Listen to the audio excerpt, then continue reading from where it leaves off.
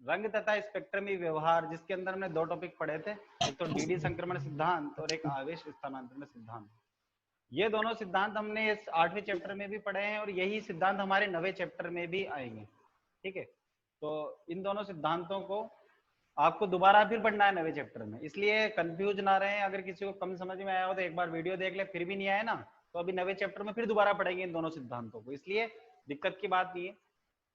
अब एक क्वेश्चन दे रखा है आपके शीट के अंदर, अगला वाला क्वेश्चन क्या है, क्रोमियम +2 अपचायक की भांति व्यवहार करता है जबकि मैग्नीज +3 ऑक्सीकारक की भांति व्यवहार करता है, जबकि दोनों का जो इलेक्ट्रॉनिक विन्यास है वो कितना है, D4 यानी 3D4। दोनों का विन्यास कितना रखते हैं, दोनों के दोनों 3D4 रखते हैं। डी में 4 इलेक्ट्रॉन आते हैं दोनों में, चेक कर लो। देखो क्रोमियम +2, क्रोमियम के पास इलेक्ट्रॉन कितने होते हैं, 24 इलेक्ट्रॉन होते हैं क्रोमियम के पास, जिसमें से 2 इलेक्ट्रॉन क्या कर दिए गए, निष्कासित कर दिए गए। कितने बचे, 22 बचे, यानी अब इसके पास कितने इलेक्ट्रॉन है, 22 इलेक्ट्रॉन। क्रोमियम का विन्यास क्या होता था, 3D5 4s1 होता था, जिसमें से 2 इलेक्ट्रॉन निकाल दिया आपने, 2 निकाल दिया तो एक तो किसका गया, 4s का गया और एक किसका गया, 3D का गया। कितने बचा, 3D4 बचा क्या। ऐसे ही मैग्नीज की बात कर रही है, मैग्नीज +3 में है, मैग्नीज का इलेक्ट्रॉनिक विन्यास कितना, परमाणु क्रमांक कितना होता था, 25 होता था। 3 इलेक्ट्रॉन निकाल दिए, कितने बचे, 22 बचे, और 22 बचेंगे तो विन्यास कितना आएगा, यही आएगा, क्योंकि 3D5 4s2 होता था। 3 निकाल रहा है, 2 तो 4s से निकालेगा, तो 2 इसके गए तो 0 हो गए, और एक कहां से जाएगा, डी से जाएगा, तो ये कितना हो गया, 4 हो गया। दोनों का विन्यास क्या है, 3D4। ठीक है, तो यहां पर हमको क्या चीज मिल रही है, 3D4 विन्यास है दोनों का, लेकिन फिर भी एक जना कैसा व्यवहार कर रहा है, अपचायक की भांति, और एक जना किसकी भांति व्यवहार कर रहा है, ऑक्सीकारक की भांति। तो इस क्वेश्चन को एक्सप्लेन करना है।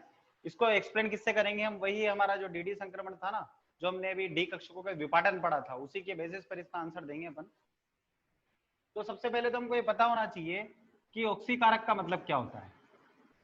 देखो ऑक्सीकारक का मतलब होता है इलेक्ट्रॉन लेने की टेंडेंसी। इलेक्ट्रॉन लेने की टेंडेंसी किसकी है, ऑक्सीकारक। ऑक्सीकारक का मतलब अपचयन, और अपचयन का मतलब इलेक्ट्रॉन लेना, इलेक्ट्रॉन का जुड़ना। और अपचायक, अपचायक का मतलब क्या होता है, अपचायक का मतलब होता है ऑक्सीकरण। अपचायक का मतलब ऑक्सीकरण, इसका मतलब क्या हुआ, इलेक्ट्रॉन देने की टेंडेंसी, यानी इलेक्ट्रॉन देने की प्रवृत्ति होती है। अपचायक का मतलब इलेक्ट्रॉन देना। जो काम इनका है, जो चीज क्वेश्चन बोल रहा है वही चीज हम पुट करेंगे। क्या, क्रोमियम +2 अपचायक। तो देखो हमने क्या किया, क्रोमियम +2 जो था अपचायक है, इलेक्ट्रॉन दिलवा देते हैं, इलेक्ट्रॉन देगा अगर ये, तो किस में कन्वर्ट हो जाएगा, क्रोमियम +3 में कन्वर्ट हो जाएगा क्या। अगर क्रोमियम +2 एक इलेक्ट्रॉन त्यागेगा, त्यागने पर क्या होगा, इस पर एक चार्ज बढ़ जाएगा प्लस का। जब भी कोई भी इलेक्ट्रॉन की कमी आती है किसी भी परमाणु पर, तो उस पर एक धनावेश बढ़ जाता है। तो क्रोमियम +2 से किस में कन्वर्ट हो गया, क्रोमियम +3 में। ठीक है, ऐसे मैग्नीज में क्या होगा, मैग्नीज +3 के लिए क्या कह रहा है, ऑक्सीकारक की भांति व्यवहार करता है। तो ऑक्सीकारक का मतलब क्या होता है, इलेक्ट्रॉन लेना, यानी मैग्नीज +3 को एक इलेक्ट्रॉन ऐड करवा देते हैं, एक इलेक्ट्रॉन और ऐड करवाएंगे तो ये किसकी भांति व्यवहार करेगा, ऑक्सीकारक की भांति व्यवहार करेगा, यानी किस फॉर्म में आ जाएगा, मैग्नीज +2 में आ जाएगा क्या। यही चीज बोल रहा है क्वेश्चन। ऐसा क्यों होता है इसका देखना भाई, जब क्रोमियम +2 में से +3 में कन्वर्ट होता है, +2 से किस में होता है, +3 में, तो इसका जो स्थायित्व है वो बढ़ जाता है। अर्धपूरित कक्षक होने की वजह से क्या होता है, स्थायित्व बढ़ जाता है। इसके अर्धपूरित कक्षक होने की वजह से क्या हो जाता है, स्थायित्व बढ़ जाता है। ऐसा कैसा है केस यहाँ पर, इसका भी क्या होता है, अर्धपूरित कक्षक होते हैं, अर्धपूरित कक्षक होने की वजह से इसका भी क्या हो जाता है, स्थायित्व बढ़ जाता है। ये दोनों चीजें सामने आती है अपने पास, यहाँ भी अर्धपूरित, यहाँ भी अर्धपूरित। कैसे होता है उसको मैं डायग्राम से समझाऊंगा आपको कैसे होता है। देखो क्रोमियम की बात कर रहा हूं मैं पहले, क्रोमियम डी, इसका जो डी का जो विन्यास था क्रोमियम +3 का, +2 से +3 में कन्वर्ट हो गया, तो +3 का जो विन्यास क्या आया, +3 का विन्यास अपन ने लिख रखा है, +2 का लिख रखा है 3D4। जब ये 3D4 से क्रोमियम +2 से +3 में जाता है तो D4 की जगह कितना रह जाएगा? D3 रह जाएगा क्या? 3D3। क्रोमियम +2 से +3 में जाएगा तो D4 से D3 रह जाएगा क्या? विन्यास। तो विन्यास क्या रह गया इसका? क्रोमियम +3 का 3D3। और ऐसा ही बात करेंगे किसकी? मैग्नीज +2 की। मैग्नीज +2 का विन्यास कितना हो जाएगा? 3D4 से 3D5। तो ये विन्यास निकल करके आता है दोनों का। क्रोमियम +3 का विन्यास क्या होगा? 3D3। तो मैग्नीज +2 का क्या होगा? 3D5। कब? जब ये क्रोमियम +3 जब बनाए क्रोमियम +2 से +3, यानी क्या हुआ था यहाँ पर? ये किसकी भांति व्यवहार कर रहा था? ये व्यवहार कर रहा था अपचायक की भांति, और ये व्यवहार कर रहा था ऑक्सीकारक की भांति। तो देखो डी में 3 इलेक्ट्रॉन, 1 2 3 4। डी में कितने इलेक्ट्रॉन थे? 3 इलेक्ट्रॉन थे, जिनको विपाटन के द्वारा अगर हम समझाते हैं, डी कक्षक दो प्रकार के होते हैं, T2G और EG। अगर हम अष्टफलकीय क्षेत्र में देख रहे हैं तो ये दो भागों में बटेगा इस तरह से, ये T2G कक्षक और ये EG कक्षक। ठीक है, T2G कक्षक, EG कक्षक कल ही पढ़ा था हमने। T2G कक्षक में ये 3 इलेक्ट्रॉन भराई में आ जाएंगे जो कम ऊर्जा वाले हैं। ये होगा क्या? अब देखो, ये अगर हम बात करें इसकी तो ये अर्धपूरी तो है। अगर मैं डी के 5 कक्षकों की बात कर रहा था तो 10 इलेक्ट्रॉन चाहिए। डी के 3 कक्षकों की बात कर रहा हूं तो 6 इलेक्ट्रॉन चाहिए। 6 में से कितने भर रहे हैं? 3 भर रहे हैं, और 3 भर रहे हैं तो क्या हुआ? अर्धपूरित हुआ क्या? तो ये भी क्या है? अर्धपूरित विन्यास। अर्धपूरित विन्यास है। इसकी वजह से इसका स्थायित्व क्या हो जाता है? बढ़ जाता है। बात समझ में आई क्या? ऐसा कैसे? कैसे यहाँ पे मैग्नीज +2 3D5, यहाँ पर आपको विपाटन कराओ तो करा लो, नहीं कराओ तो भी डायरेक्ट समझ में आ रहा है, लेकिन विपाटन कराएंगे तो कोई दिक्कत नहीं, आ जाएगा D5। ये देखो विन्यास इस तरह से, ये EG कक्षक और ये T2G कक्षक। कितने इलेक्ट्रॉन थे? 5। 5 इलेक्ट्रॉन कैसे भरेंगे? यहाँ पर इस तरह से भरेंगे, 1 2 3 4 और ये 5। इस तरह से 5 इलेक्ट्रॉन भर दिए। 10 थे, 5 भराई में आ रहे, अर्धपूरित हो गया क्या? तो यहां भी क्या है? अर्धपूरित स्थायी विन्यास। तो सेम केस आता है दोनों के अंदर। यहाँ T2G वाला अर्धपूरित है, यहाँ पर डी कक्षक पूरा ही क्या है? अर्धपूरित है। दोनों जगह अर्धपूरित स्थायी विन्यास प्राप्त होता है। अतः हम कह सकते हैं कि क्रोमियम +2 अपचायक की भांति, जबकि मैग्नीज +3 ऑक्सीकारक की भांति व्यवहार करता है। क्वेश्चन का आंसर समझ में आया क्या? अजय पांचाल आ गया क्या समझ में? ठीक है, तो देखो यहाँ पर आपके जो शीट है उसके अंदर हमने बीच में यहाँ इसके ऊर्जा का अंतर बता रखा है। इस जगह पर वो ऊर्जा का अंतर आपको 9वें चैप्टर में देखने को मिलेगा। ये तो एवरेज एनर्जी कहेंगे बीच में। इसके नीचे की तरफ मान लिखा हुआ है -0.4, ये इसके ऊर्जा का मान है। ये अगले चैप्टर में काम आएगा। और इसका लिख रहा है +0.6। ये सब आपको 8वें 9वें चैप्टर में इनके बारे में अच्छे से समझाऊंगा। यहाँ पर ये ऊर्जा का अंतर है जिस चीज को अपन ने यहाँ इंगित कर रखा है। ठीक है, तो इसको देख करके कंफ्यूज मत होना। और अगला, ये क्वेश्चन समझ में आ गया हो तो मैं आगे बढ़ूं? किसी को प्रॉब्लम हो? शिवम आ गया क्या समझ में? ठीक है, आगे बढ़ते हैं। बाकी शीट के अंदर पढ़ लेना, शीट में पूरा एक्सप्लेन कर रखा है मैंने। अगला क्वेश्चन दे रखा है, निम्न धातु आयनों के रंगों के बारे में बताइए। अगला क्वेश्चन है शीट में, निम्न धातु आयनों के रंगों के बारे में बताइए। तो यहाँ पर ये जो रंग हैं ये क्या है कि एक्सपेरिमेंटल प्रूव किए गए हैं। सारे के सारे रंग, समस्त रंग किसके बेसिस पर आ रहे हैं? डी संक्रमण सिद्धांत के आधार पर। जितने भी रंग दे रखे हैं शीट में आपको, स्कैंडियम +3 का दे रखा है। तो देखो स्कैंडियम +3 अगर हम आवेश स्थानांतरण सिद्धांत के आधार पर बात करेंगे ना तो रंगीन होगा। डी संक्रमण के आधार पर क्या होगा? रंगहीन होगा क्या? क्योंकि उसके बाद डी में इलेक्ट्रॉन ही नहीं है। तो डी संक्रमण के हैं सारे क्वेश्चन के। स्कैंडियम +3 का रंग कैसा दे रखा है? रंगहीन। 3D0, देखो डी में 0 इसलिए डी संक्रमण के आधार पर आंसर क्या आ गया? रंगहीन। टाइटेनियम +3 3D1, देखो अगर एक भी इलेक्ट्रॉन होता है ना तो डी संक्रमण सिद्धांत कार्य करता है।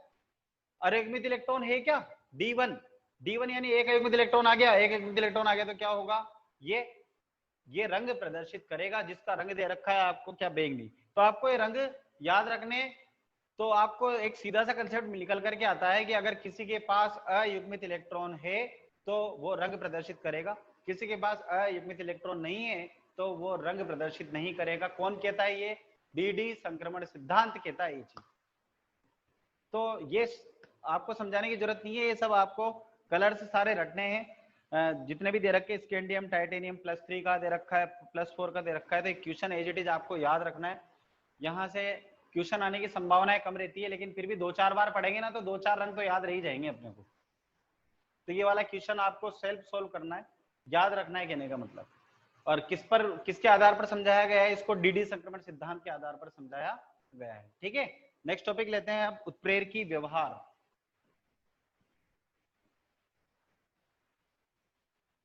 उत्प्रेरकी व्यवहार में बात होती है उत्प्रेरक की, और उत्प्रेरक भी आपने 11th क्लास में भी पढ़ा था, 10वीं क्लास में भी पढ़ा था कि उत्प्रेरक क्या होता है। तो नेक्स्ट है 9th टॉपिक आपका गुणों का, उत्प्रेरकी व्यवहार या उत्प्रेरकी गुण। बहुत अच्छा टॉपिक है।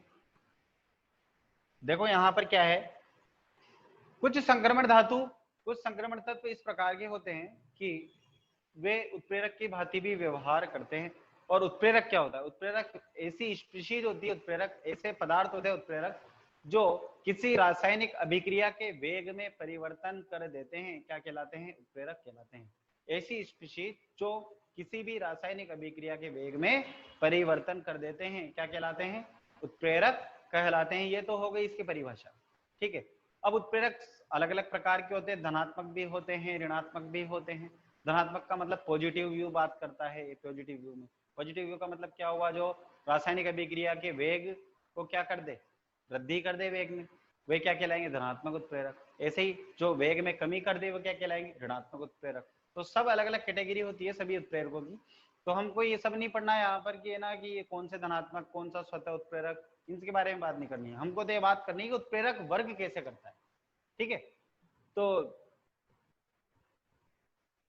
आपको यहाँ पर ये बता देता हूँ कि उत्प्रेरक जो वर्ग करेगा उसमें क्या करेगा, संक्रमण धातु ली हमने कोई भी, जैसे निकल ले ली, प्लेटिनम ले ली, इनमें से कोई भी एक ले ली, तो वो धातु क्या करेगी, चलो डायग्राम से समझाता हूँ। देखना यहाँ पे डायग्राम, मैंने बात की यहाँ पे अभिक्रिया की प्रगति, एक्स एक्सिस पर क्या बात कर रहे हैं, अभिक्रिया की प्रगति।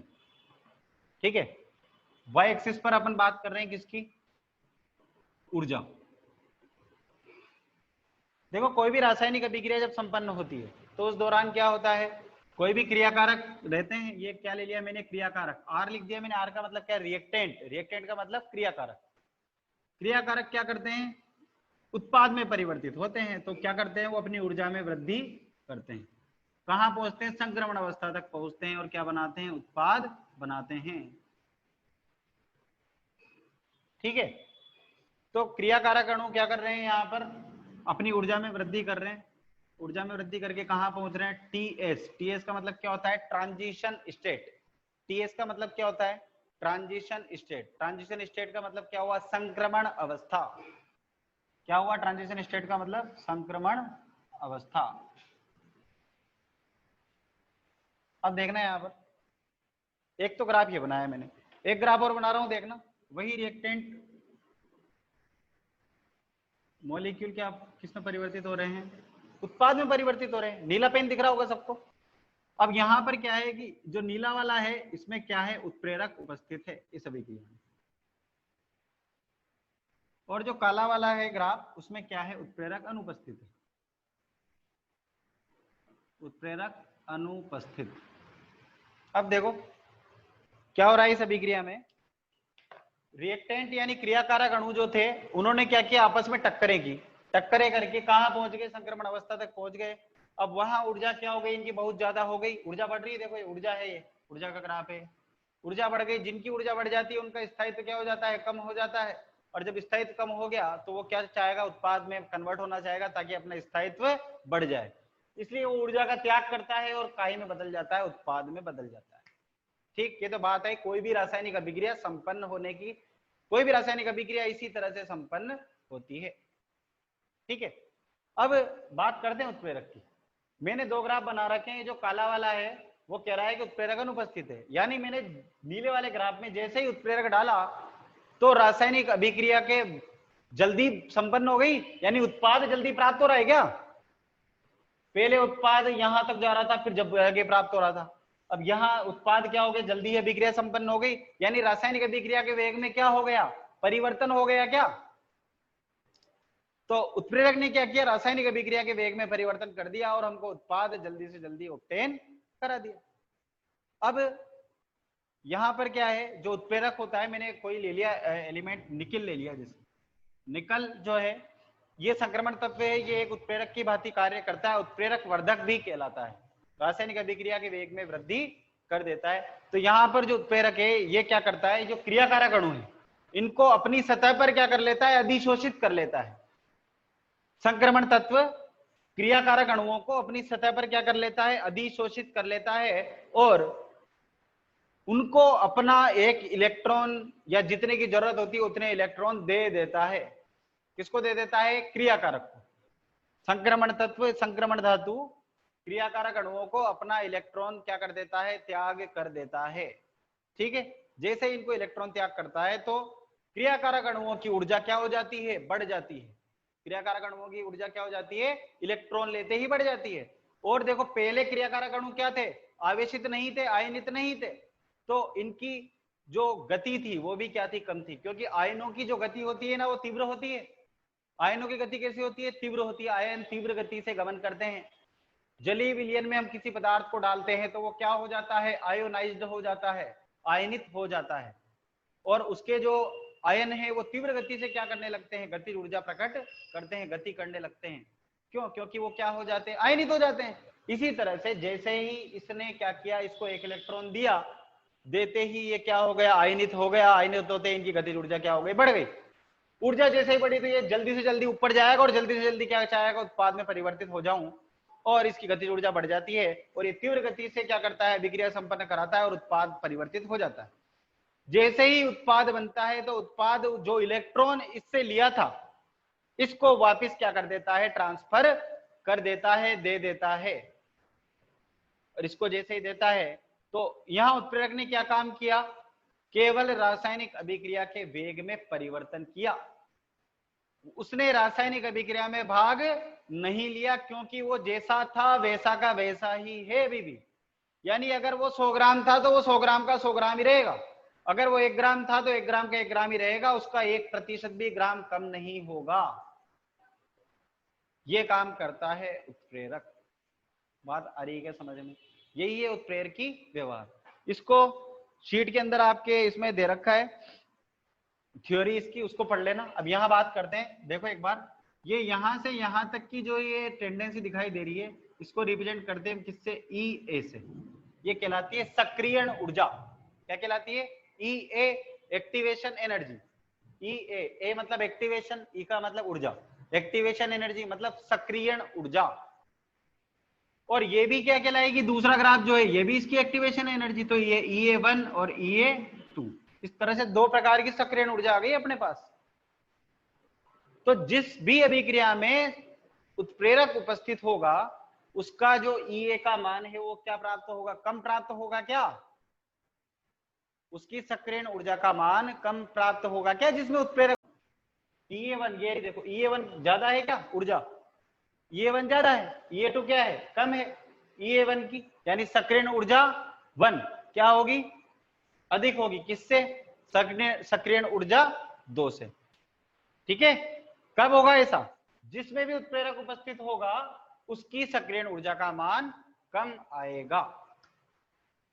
ठीक है, चलो आगे बढ़ते हैं। इसमें एक एग्जांपल लेते हैं अपन यहां पर, जैसे मैंने लिया H2 plus CH2 double bond CH2, ये तो क्या है, हाइड्रोजन गैस, ये क्या है, एथिलीन, ये क्या है, एथिलीन।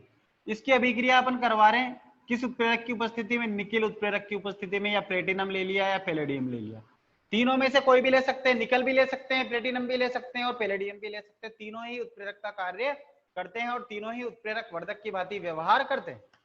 तो यहाँ पर ये दोनों क्या हुए, क्रियाकारक हुए क्या,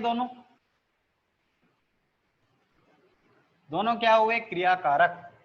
जो बनेगा वो क्या होगा, उत्पाद। तो यहाँ पर ये निकल या प्लेटिनम या पैलेडियम इन उत्प्रेरकों को क्या कर रहा है, अपनी सतह पर क्या कर रहा है, अधिशोषित कर रहा है। हाइड्रोजन को अपनी सतह पर अधिशोषित कर लेगा, इसको भी अपनी सतह पर अधिशोषित कर लेगा। करने के बाद में क्या होगा, ये संक्रमण धातु अपनी उच्चतम ऑक्सीकरण अवस्था, क्योंकि सारे संक्रमण तत्व क्या करते हैं, परिवर्तनशील ऑक्सीकरण अवस्था दर्शाते हैं। तो परिवर्तनशील ऑक्सीकरण अवस्था दर्शाते हैं तो ये क्या करेगा, सबसे पहले अपनी उच्चतम ऑक्सीकरण अवस्था में जाएगा। जितने इलेक्ट्रॉन ये त्याग सकता है उतने इलेक्ट्रॉन त्याग देगा। तो निकिल अपने इलेक्ट्रॉन त्याग दिया, मान लो 2 इलेक्ट्रॉन त्याग दिए, +2 2 इलेक्ट्रॉन कौन ग्रहण करेगा, क्रियाकारक ग्रहण करेंगे। कौन ग्रहण करेंगे, क्रियाकारक। जैसे ही क्रियाकारक ग्रहण करेंगे इन क्रियाकारकों की ऊर्जा क्या हो जाएगी, बढ़ जाएगी। जैसे ऊर्जा बढ़ेगी क्रियाकारक की, वो कहां पहुंच जाएंगे, संक्रमण अवस्था पर पहुंच जाएंगे, तो उनकी ऊर्जा क्या हो जाएगी, बढ़ जाएगी, और स्थायित्व क्या हो जाएगा, कम हो जाएगा। इसलिए वो क्या चाहेगा, वो चाहेगा कि मैं जल्दी से जल्दी अपनी ऊर्जा को त्यागूं और स्थायित्व को प्राप्त करूं। इसलिए स्थायित्व प्राप्त करने के लिए यानी उत्पाद का निर्माण करने के लिए वो ऊर्जा का त्याग करता है और उत्पाद का निर्माण होता है। जैसे ही उत्पाद बनता है, बनते ही वो जो इलेक्ट्रॉन इस निकल ने उसको दिया था, वो इलेक्ट्रॉन वापिस क्या किसको दे देता है, ये इसको दे देता है, निकिल को। क्यों दे देता है, क्योंकि निकिल ने क्या किया था, अपनी उच्चतम ऑक्सीकरण अवस्था प्राप्त की थी। उच्चतम ऑक्सीकरण अवस्था का मतलब ये हो गया कि उस पर ज्यादा से ज्यादा क्या है, प्लस चार्ज। और जिस पर ज्यादा से ज्यादा प्लस चार्ज होता है उसका प्रभावी नाभिकीय आवेश अधिक होता है। और प्रभावी नाभिकीय आवेश अगर अधिक होगा तो क्या होगा, वो जल्दी से जल्दी अपने इलेक्ट्रॉनों को खींचेगा। इलेक्ट्रॉन खींचने का काम करते हैं जिनके पास प्लस चार्ज अधिक होता है, क्योंकि उनका नाभिकीय आवेश क्या होता है, अधिक होता है, इसलिए। समझे। तो ये जल्दी से ही वापस अपना इलेक्ट्रॉन इसको दे देते हैं और हमको उत्पाद ऑब्टेन हो जाता है। तो यहाँ पर क्या अभिक्रिया निकलेगी, CH2 डबल बॉन्ड CH2 था, यहाँ पर ये बॉन्ड क्या हो जाएगा, ब्रेक, और ये हाइड्रोजन क्या हो जाएंगे, इस पर जुड़ जाएंगे। क्या ऑब्टेन होगा, CH3 1 बॉन्ड CH3, यानी क्या था, ये एथीन था, एथीन से क्या बन गया, एथेन बन गया। क्या बन गया, एथेन, एथीन से। तो इस प्रकार के आपको इसमें और भी उदाहरण दे रखे हैं। एक तो असंतृप्त वनस्पति तेल से संतृप्त वनस्पति घी वाला दे रखा है। एक अमोनिया निर्माण की हेबर विधि दे रखी है। देखो क्या है, N2 + 3H2 = 2NH3। ये क्या है, उत्पाद। ये क्या है, क्रियाकारक। किस उत्प्रेरक की उपस्थिति में संपन्न होती है, आयरन उत्प्रेरक की उपस्थिति में। मोलिब्डेनम क्या काम करता है, उत्प्रेरक वर्धक होता है यहाँ पर इस रासायनिक अभिक्रिया के अंदर। ठीक है, कितने ताप पर संपन्न होती है, 500 डिग्री सेल्सियस टेम्परेचर पर संपन्न होती है। ताप कितना होता है, लगभग 200 एटमॉस्फेयर। इस ताप पर यह अभिक्रिया संपन्न होती है। यानी यहाँ क्या हो रहा है, अमोनिया का निर्माण हो रहा है। कैसे हो रहा है, आयरन क्या काम कर रहा है, उत्प्रेरक का काम कर रहा है। मोलिब्डेनम क्या काम कर रहा है, इस उत्प्रेरक की क्रियाविधि को क्या कर रहा है, बढ़ा रहा है। उत्प्रेरक वर्धक है मोलिब्डेनम। उत्प्रेरक की जो गति है, वेग है, उसको बढ़ा रहा है कौन, मोलिब्डेनम। और उत्प्रेरक क्या काम कर रहा है, रासायनिक अभिक्रिया के वेग में परिवर्तन कर रहा है कौन, आयरन। अब आयरन यहां पर क्या करेगा, इन क्रियाकारकों को अपने इलेक्ट्रॉन दे देगा। इलेक्ट्रॉन देकर के उच्चतम ऑक्सीकरण अवस्था में पहुंच जाएगा। जैसे इलेक्ट्रॉन दिया, उस इलेक्ट्रॉन को जैसे ही ग्रहण करेंगे इनकी ऊर्जा बढ़ जाएगी। यानी ये भी क्या होगा, आयनित। जैसे आयनित होंगे इनकी गति ऊर्जा बढ़ेगी, गति ऊर्जा बढ़ेगी तो इनके स्थायित्व में कमी आएगी। जैसे स्थायित्व कम होगा तो ये अपनी ऊर्जा का क्या करेंगे, परित्याग करेंगे और उत्पाद में परिवर्तित हो जाएंगे। जैसे उत्पाद बनेगा, उत्पाद क्या कहेगा, भैया तू भाग यहां से, इलेक्ट्रॉन मेरे को तेरी जरूरत ही नहीं है अब। और ये भी क्या कहेगा, आयरन मेरा इलेक्ट्रॉन मुझे दो, क्योंकि मैं क्या हूं, अभी उच्चतम ऑक्सीकरण अवस्था में हूं और मेरा नाभिकीय आवेश क्या है, बहुत ज्यादा है। और नाभिकीय आवेश ज्यादा होगा तो मैं जल्दी से मेरा इलेक्ट्रॉन वापस खींच लूंगा। तो इसका मतलब क्या हुआ, उत्प्रेरक ने क्रिया के अंदर, रासायनिक अभिक्रिया के अंदर भाग नहीं लिया, क्योंकि जैसा गया था वैसा का वैसा ही वापस लौट आया। समझ में आई क्या बात, समझ में आएगा उत्प्रेरक की व्यवहार क्या है। शिवम,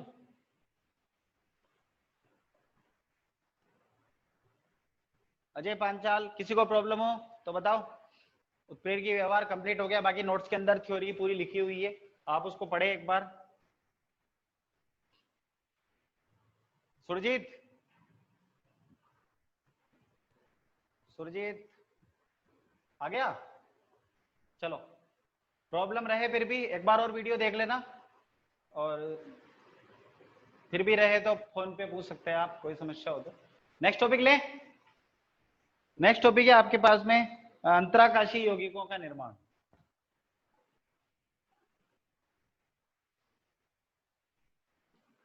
अंतराकाशी यौगिक, देखो ये भी कौन प्रदर्शित करेंगे, वही संक्रमण तत्वों की बात चल रही है। ये 3 नंबर है, अंतराकाशी यौगिकों का निर्माण।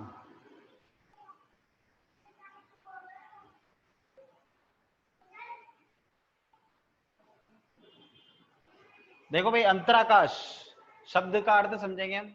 अंतराकाश का मतलब होता है जो कोई परमाणु है बहुत सारे, उन परमाणुओं के बीच में जो वेकेंट स्पेस रह जाता है, खाली स्थान रह जाता है, उसको क्या कहते हैं अपन? अंतराकाश। कैसे देखना, जैसे ये मैंने परमाणु लिया, एक परमाणु, ये दूसरा परमाणु, ये तीसरा परमाणु, ये चौथा परमाणु, ये पांचवा परमाणु, ये छठा परमाणु। ये परमाणु दिख रहे हैं क्या आपको अलग अलग? इन परमाणुओं के बीच में ये रिक्त स्थान दिखाई दे रहा है क्या आपको? ये रिक्त स्थान, ये रिक्त स्थान, इसको क्या कहेंगे अपन? अंतराकाश। इस रिक्त स्थान को क्या कहेंगे? अंतराकाश।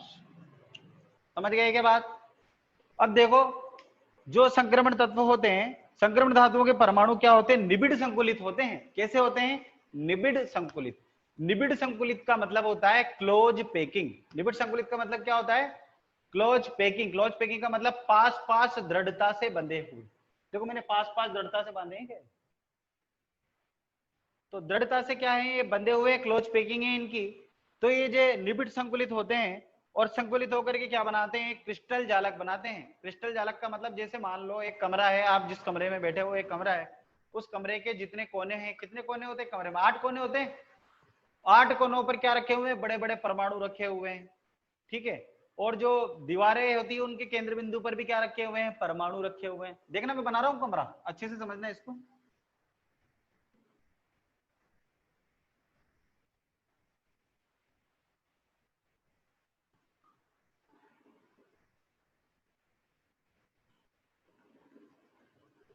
देखो कमरा ऐसा ही होता है क्या? घन घन घन ऐसा ही होता है, कमरा भी ऐसा ही होता है। तो मैं ये कह रहा हूं कि इसके ये जो कोना है ना, इस पर भी बड़ा परमाणु रखा हुआ है, इस पर भी रखा हुआ है, इस पर भी रखा है, इस पर भी रखा है, इस पर भी रखा है, इस पर भी रखा है, इस पर भी रखा है, इस पर भी रखा है। 8 कोनों पर 8 परमाणु। और जो ये केंद्र बिंदु है इसका, दीवार का, दीवार होती है दीवार, फलक, उस पर भी क्या रखे हुए हैं? परमाणु रखे हुए हैं, इस तरह से। समझ गए क्या? ये तो क्या कहलाती है? Close packing. अब इन परमाणुओं के मध्य में रिक्त स्थान दिखाई दे रहे हैं क्या आपको? इन रिक्त स्थानों में क्या आ जाए? कुछ अधातु परमाणु, जैसे बोरोन, कार्बन, नाइट्रोजन, इस प्रकार के अधातु परमाणु, छोटे छोटे जो परमाणु हैं, इस छोटे छोटे अवकाश के अंदर क्या आ सकते हैं? समा सकते हैं, आ सकते हैं आसानी से। तो जब ये इनके अंदर आ जाते हैं तो क्या बन जाते हैं? अंतराकाशी यौगिक बन जाते हैं। अगेन रिपीट कर रहा हूं, जो संक्रमण धातुओं के जो क्रिस्टल जालक होते हैं, उनके रिक्त स्थानों के अंदर कौन प्रवेश कर जाते हैं? छोटे आकार के अधातु परमाणु, जैसे बोरोन, कार्बन, नाइट्रोजन, ऑक्सीजन, इस प्रकार के परमाणु क्या हो जाते हैं? प्रविष्ट कर जाते हैं। तो किसका निर्माण होता है? अंतराकाशी यौगिकों का निर्माण होता है। समझ गए क्या बात? तो अर्थ समझ में आया क्या अंतराकाशी यौगिक का? अब जो अंतराकाशी यौगिक है, इनकी कुछ विशेषताएं होती है। विशेषताएं क्या है? इनके उदाहरण भी है, जैसे है टाइटेनियम कार्बाइड। टाइटेनियम कार्बाइड में टीआई क्या है? टाइटेनियम संक्रमण धातु, सी क्या है? कार्बन, छोटे आकार का धातु परमाणु, दोनों से मिलकर के यौगिक बन गया, टाइटेनियम कार्बाइड बन गया।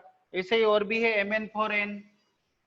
Mn4n ये क्या हुआ? Manganese nitride. क्या नाम हुआ इसका? Manganese nitride. ऐसे ही Fe3H, ये क्या हो गया? Iron hydride. क्या नाम हो गया? Iron hydride. इस प्रकार के यौगिक बनते हैं जिनकी कुछ विशेषताएं होती है। ये कैसे होते हैं? ये होते हैं अरस समीकरण मिति। कैसे होते हैं? रस समीकरण मितीय मतलब होता है नॉन स्टाइक्योमेट्रिक।